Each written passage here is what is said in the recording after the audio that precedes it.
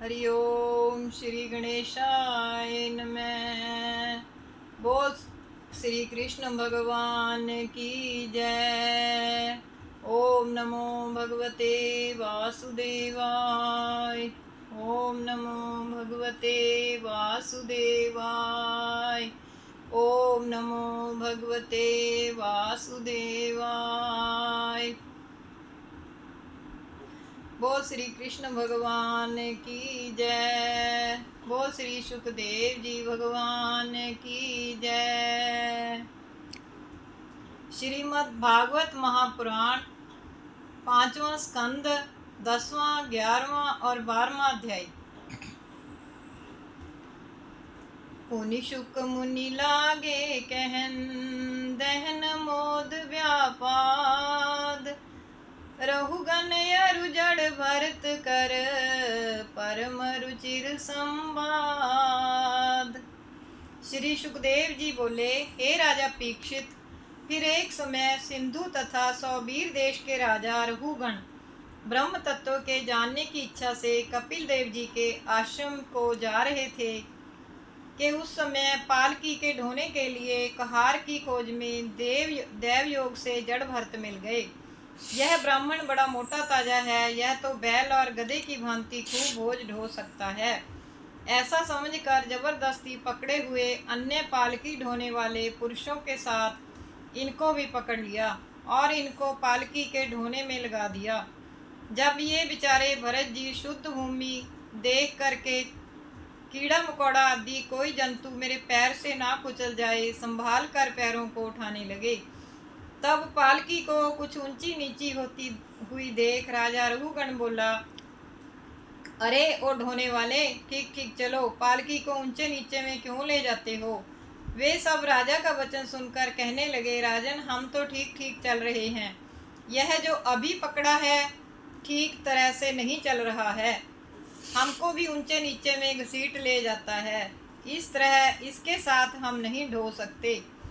यह सुनकर राजा रघुगण ने एक के दोष को सब साथियों का होना मानकर गुस्सा में भरकर उससे व्यंग में उसका उपहास करते हुए कहा, आहा, बड़ा कष्ट है। हे भाई, तू थक गया होगा क्योंकि बड़ी दूर से ढोता हुआ आ रहा है। तुम बड़े दुबले पतले हो, बुढ़ापे ने तुमको हैरान कर रखा है। किंतु जड़ भरत जी फिर भी उसी प्रकार चलते रहे और जब फिर टेढ़ी मेढ़ी पालकी हुई तो रघुगण गुस्सा में भरकर बोले, अरे यह क्या तू जीता हुआ भी मरे की तरह मेरा तिरस्कार करके ऊंचा नीचा ही चलता जा रहा है, इसलिए अब मैं तुझको यमराज की तरह दंड दूंगा। यह सुनकर राजा से तिरस्कृत योग क्रिया में निपुण भरत जी बोले, हे राजन, तुम जो कुछ कह रहे हो वह सत्य है। हे वीर, यदि कोई बोझ है तो वह ढोने वाली देह के लिए है, ना कि मेरे लिए, क्योंकि मैं तो देह के अभिमान से रहित हूँ और दूसरे स्थूलता, कृष्णता, रोग, भूख, प्यास, जीवन मरण आदि सब देह के ही धर्म हैं, मेरे नहीं। उन्मत्त, पागल और जड़ की तरह अपने स्वरूप को प्राप्त हुए मुझे शिक्षा देना आपका पिष्ट पेषण पिसे हुए पदार्थ के पुनः पुनः पीसने की तरह व्यर्थ ही है। श्री सुखदेव जी बोले, हे राजन, जड़ भरत जी इस प्रकार उत्तर देकर प्रारब्ध कर्म को क्षीण करते हुए राजा की पालकी को भी ढोते ही रहे। तब वह रघुगण राजा हृदय की अज्ञान रूपी गांठ के नष्ट करने वाले उस ब्राह्मण के इस प्रकार योग शास्त्र सम्मत वचनों को सुनकर जल्दी पालकी से उतर उस ब्राह्मण के चरणों में सिर को रखकर अपने अपराध को क्षमा करता हुआ निर्भिमान होकर बोला, हे ब्राह्मण, आप दत्तात्रेय आदि ऋषियों में से कौन से अवधूत हैं? यहाँ आप किस लिए आए थे?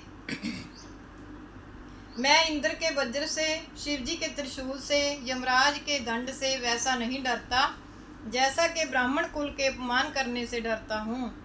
अतः आप कौन हैं? क्योंकि छिपे हुए विज्ञान रूप प्रभाव वाले निसंग होकर आप विचर रहे हो। मैं इस संसार में जो कुछ तत्व की बात थी उसे पूछने को कपिल देव जी के पास जा रहा था। कहीं आप वह कपिल देव जी ही तो नहीं हैं?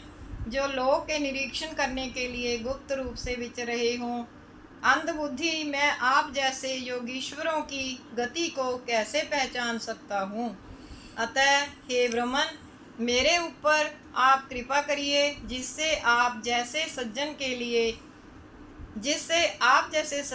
लिए के किए हुए अपराध से मुक्त हो जाऊं। यद्यपि आपके मान अपमान कुछ भी नहीं है, परंतु फिर भी बड़ों के अनादर से मुझ जैसों का नाश तो हो ही जाता है। बोल श्री कृष्ण भगवान की जय। ओम नमो भगवते वासुदेवाय। 11वां अध्याय।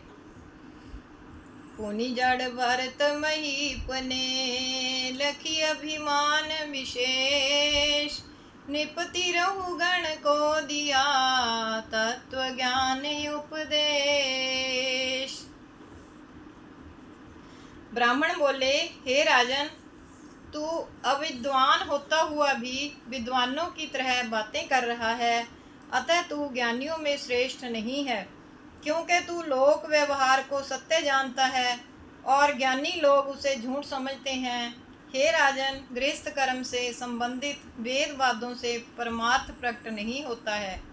मन जब तक माया में फंसा रहता है तब तक व्यवहार ही दिखता रहता है, परमार्थ नहीं प्रकाशित होता। इसलिए प्राणी का मन गुणों में फंसने से व्यसन दुखों के लिए होता है, और वही मन जब गुणों से रहित हो जाता है तब कल्याण के लिए है। जिस प्रकार के घी की बत्ती को जलाता हुआ दीपक धुआं के सहित लौ को बढ़ाता है, और जब घी समाप्त हो जाता है तब शांत हो जाता है। 5 ज्ञानेंद्रिय और 5 कर्मेंद्रिय और अभिमान, ये 11 मन की दुनिया हैं। गंध, रूप, रस, शब्द, स्पर्श, ये 5 ज्ञानेंद्रिय के विषय हैं। गति, संभोग, मल त्याग, आदान, पकड़ना, उठना, धरना और बातचीत करना, ये 5 कर्मेंद्रिय के विषय हैं। इन सब का मन ही आधार है। दूसरे द्रव्यादिकों से मन के हजारों विकार हो जाते हैं। जागृत, स्वप्न, सुषुप्ति, इन तीनों अवस्थाओं का साक्षी क्षेत्रज्ञ जीवात्मा जागृत और स्वप्न में उत्पन्न होने वाली और सुषुप्ति में विलीन होने वाली मन की सब विभूतियों को देखता रहता है। क्षेत्रज्ञ 2 प्रकार का है, त्वम पदार्थ जीव है और तत्व पदार्थ परमात्मा है। परमात्मा स्वयं प्रकाश करने वाला ज्योति स्वरूप है और सब जीवों का नियामक, नियंत्रण, शासन करने वाला है। जिस प्रकार वायु सब स्थावर जंगम प्राणियों में अपने स्वरूप से व्याप्त हो रहा है, उसी प्रकार क्षेत्रज्ञ ईश्वर भी सब विश्व में घूमा हुआ है। हे नृपेंद्र, देहधारी जब तक इस माया को त्याग कर आत्म तत्व को नहीं जान पाता, तब तक संसार के चक्कर में फंसा ही रहता है। इसलिए हे रहुगण, इस आत्मा के घात करने वाले इस मनुष्य रूप शत्रु को जगत गुरु हरि भगवान के चरणार बिंदों की उपासना रूप अस्त्र से काट दो। बोल श्री कृष्ण भगवान की जय। ओम नमो भगवते वासुदेवाय। 12वां अध्याय।